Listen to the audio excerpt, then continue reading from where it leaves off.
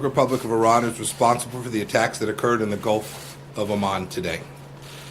This assessment is based on intelligence, the weapons used, the level of expertise needed to execute the operation, recent similar Iranian attacks on shipping, and the fact that no proxy group operating in the area has the resources and proficiency to act with such a high degree of sophistication.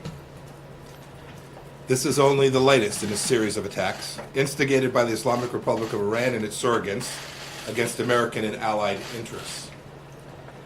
And they should be understood in the context of 40 years of unprovoked aggression against freedom-loving nations. On April 22nd, Iran promised the world that it would interrupt the flow of oil through the Strait of Hormuz. It is now working to execute on that promise. In early May, the Revolutionary Guard Corps attempted the covert deployment of modified dhows capable of launching missiles. On May 12th, Iran attacked 4 commercial ships near the Strait of Hormuz. On May 14th, Iran-backed surrogates attacked by armed drones struck 2 strategically important oil pipelines in Saudi Arabia. On May 19th, a rocket landed near the U.S. Embassy in Baghdad. On May 31st, a car bomb in Afghanistan wounded 4 U.S. service members, killed 4 Afghan civilians, and wounded bystanders. Yesterday, Iranian surrogates fired a missile into Saudi Arabia, striking the arrivals terminal of an international airport, injuring 26 people. Taken as a whole, these unprovoked attacks present a clear threat to international peace and security, a blatant assault on the freedom of navigation, and an unacceptable campaign of escalating tension by Iran. Prime Minister Abe made a historic trip to Iran to ask the regime to de-escalate and enter into talks. Iran's supreme leader rejected Prime Minister Abe's diplomacy today by saying he has no response to President Trump and will not answer. The supreme leader's government then insulted Japan by attacking a Japanese oil tanker just outside of Iranian waters, threatening the lives of the entire crew, creating a maritime emergency.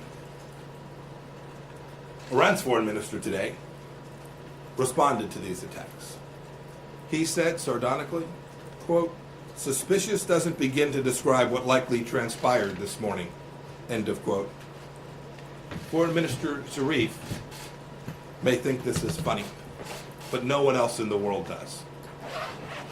Iran is lashing out because the regime wants our successful maximum pressure campaign lifted.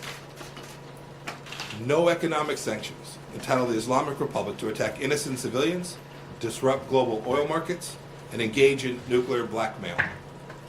The international community condemns Iran's assault on the freedom of navigation and the targeting of innocent civilians. Today I've instructed our UN Ambassador Jonathan Cohen to raise Iran's attacks in the UN Security Council meeting later this afternoon.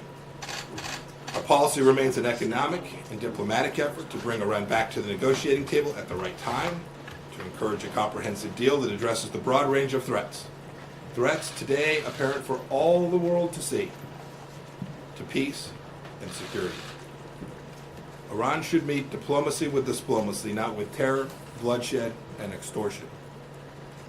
The United States will defend its forces, interests, and stand with our partners and allies to safeguard global commerce and regional stability. And we call upon all nations threatened by Iran's provocative acts to join us in that endeavor. Thank you.